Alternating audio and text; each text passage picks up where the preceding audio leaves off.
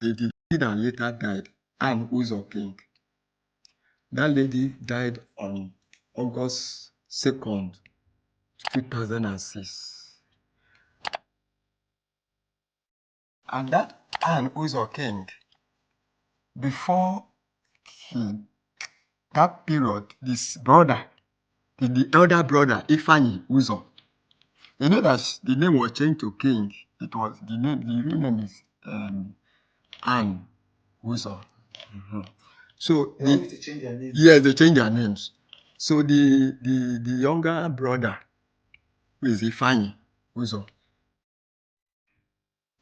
I went to interview him about the sister's incident. It was then he told me that before this thing happened, that the sister used to come to his shop to ask for money to pay for her sins. You know, that the sister used to come to his shop to pay for her sins. That they say she committed so this and that, and she need to pay 25 or whatever. And then she was like asking, how will you pay for sin? Now, what kind of church is that? And she told the sister to leave the place. But the sister didn't listen to him. A slap here, a knock there, lying them on the ground while you walk literally all over them every now and again. And if someone finally dares to look you in the face, burn them, literally. Ann Uzo tried to resist. And what did she get? Fire. She died in agony, her screams echoing in the walls of this so-called church. That particular day, I think they said they had an issue.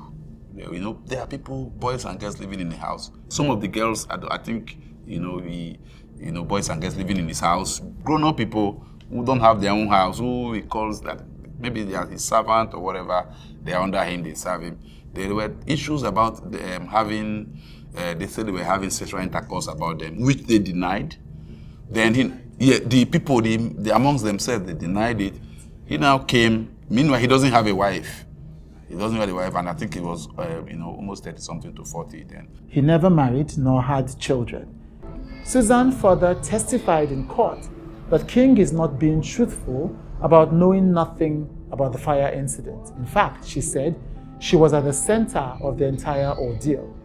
She proceeded to explain that on the day of the incident, Reverend King had been furious because he insisted that another member of the church, Chude, had confessed to him that he had been having sexual relations with her, Susan. According to Susan, this was not true. He had sent for her, and once she got there, she knelt before him as they customarily would, before she realized that Kozi, Chude, Jessica, Ann, Vivian, and Kelechi were already in the room, kneeling as well. She had no idea what had happened before she arrived. Reverend King immediately started flogging her and hitting her with anything he could find. She thought she was going to die, she said. He then sent Kelechi to get fuel.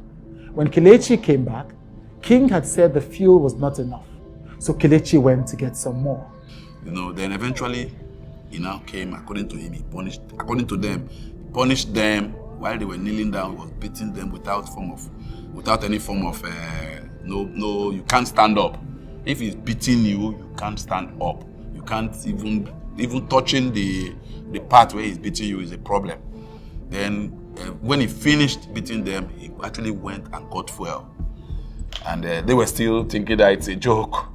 Doused it on them and, got fire.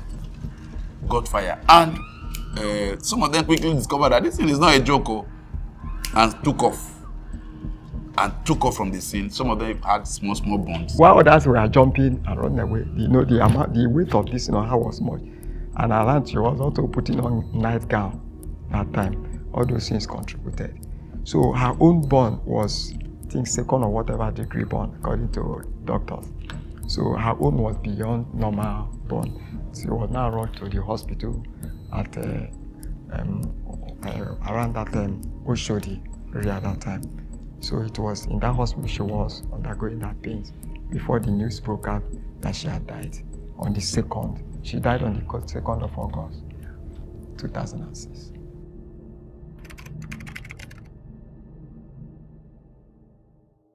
Step 1, convince people that you are God.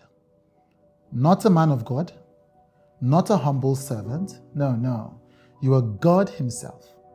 Step into the pulpit with the swagger of someone who owns the heavens and the earth and say, bow before me.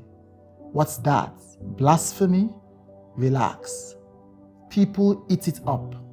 Because when life is hard, and let's be honest, in 2006 Nigeria, as with today, life was very hard. People cling to anyone who promises them miracles. Michael Koye, fair man, then came and argued that the death of the girl is a family affair, that the court should treat it likely, grant the man bail, that it's a family affair. I'm like, the death of somebody from such a heinous, heartless, way is a family affair. In part of Reverend King's testimony during his trial, he said about the incident, I was heavily arrested by heavily armed policemen who alleged that I poured fuel on some of my church members and set them ablaze. It was very surprising to me and I was stunned when they came for me. In any case, why must I pour fuel on my worshippers? That day in question, 20 members of my church wedded, and after that, I proceeded to the house. We were all feeling very happy. In my residence that evening, I heard shouts of "Daddy, Daddy, Daddy." The screams came from one of my daughters, Kelechi. I was wearing shorts. I ran downstairs. I saw flames of fire on my daughter, Ann. When I came down, one man was helping to douse the fire on her, while some other people were around. I helped in drawing her to the tap, but the tap was not running. I was also praying while trying to save her. Because of my prayers, the fire went off.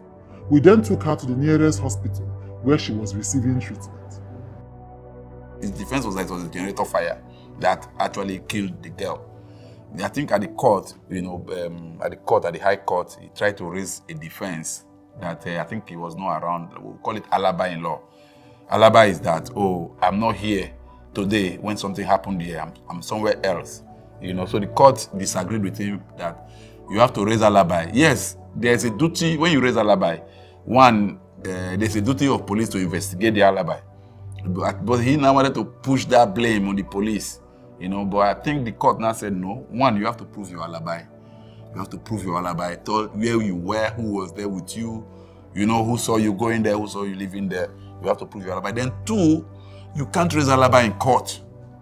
You can't raise it for the first time in court. You have to raise it at the police station so that police can have the opportunity of actually visiting that place, interviewing the people who you were there. Now, if the police had not gone to the scene, gotten photographs of the scene to know where fire happened, that would have created a doubt. The man is saying it's generator fire. Generator is not new to pound. Nobody knows where the generator, nobody knows, nobody knows any.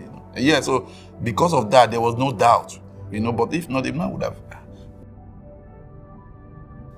Step 2, create your kingdom. Call it a church. Give it a name that sounds holy. Christian Praying Assembly in this case. But make no mistake, this is neither about prayer nor about Christianity. It's about power. It's about your power. Tell your followers they must obey you, no questions asked. If they hesitate, remind them that disobeying me is disobeying God. Punish them when they disobey you. That should shut them up nicely. These are the faces of some of his members in court. You can tell some of them by their long beards, similar to that of their reverend. Some wear his picture, and yet others, like the late Ann, abandoned their last names and took the name King as a son. When we were in court during the trial, I think it's somebody on her. She was giving her own experience of how she was beaten, and blood gushed out from her nose and her mouth. One night, right there, this man now called her and said, "Maya, come to the bed." He's already he was putting on boxers, and she was shocked or whatever to see him on boxers. I said she should come to bed. She was like, my general said, how can I come to bed? And all that. She was afraid. Say, but before you know it, the man had his way. And if I say, the man raped her, that is the way he used it. After the man had his way, raped her that night, that the man now told her, you can see that my manhood is like a grenade. My manhood is like a grenade. He said, immediately she mentioned that grenade. She was saying it and was crying in court. Step 3. Turn your followers into property. No, seriously, strip away their humanity. Tell them they are dirty, sinful, broken. Then swoop in as the Savior who can cleanse them. And if you're feeling particularly cruel, well, make them prove their loyalty. Force them to drink your sperm. Yes, you heard that right. Call it holy water. Watch as they swallow their dignity, their freedom, and their sense of self. Justice Olubunmi Oyewole was told that some of the female members of the church were used by Reverend King as domestic servants. They performed various household functions, including cooking and sleeping with the Reverend. The court was treated to sordid details of sex and threats when it wasn't willingly given. While in court, it was then Kelechi now opened a can of worm. And the can of worm was that Kelechi now said, she now exposed or disclosed how she was turned to a sex machine by the man of God. If you see in the court, Kelechi, for evidence, there are marks all over her body. The marks of the flogging and all those things. And why was she being flogged? If she do anything, the man will flog her, and especially for the demand for sex. He said anytime she anytime she needed sex, he would just whistle. And by the time you know that this is for sex, that she will run around there. A witness, Susan Chizoba Onoha, said King was a liar and extremely violent. Her testimony suggested that King was a master manipulator. She said that anytime she wanted to serve King food, she had to do so in the nude. No pants, no bra, which she did for several years. King had also ordered her not to tell any member of her family where she was living. She said he gave her a ring which she had to wear to indicate that she was his permanent maid. She was to feel privileged for occupying this role and to agree never to get married in this lifetime. All of this he made her sign in a contract, also as a way to prove that she gave full consent to the conditions under which she was living with Reverend King. So they had different functions they were performing in the house. And these things, they say these things, why in court and all that. I review some of these things. He stood trial, he was convicted, and he was sentenced to death. And yet, even today, more than 10 years after, his church continues. His soldiers march on. His name appears in paid adverts by church members in Nigerian newspapers. I don't think he was even charged for any of those. Yes, he wasn't at the magistrate court where I was. Charged for what? All those sexual rapes and all the rest. Yes, at the magistrate court where I was involved, he wasn't charged for that. It was just assault occasionally harm, and all those. Before the girl died was when they now brought a charge for murder. January 11, 2007. That was the day of judgment. The judgment was delivered. So that judgment was delivered, and that they say he was going to die by hanging. And there is a case of attempted murder, and the case of murder. And the one of attempted murder, I think 20 years imprisonment, and then the one of murder, that one is by hanging. A trial, a death sentence, finally justice. But here's the punchline.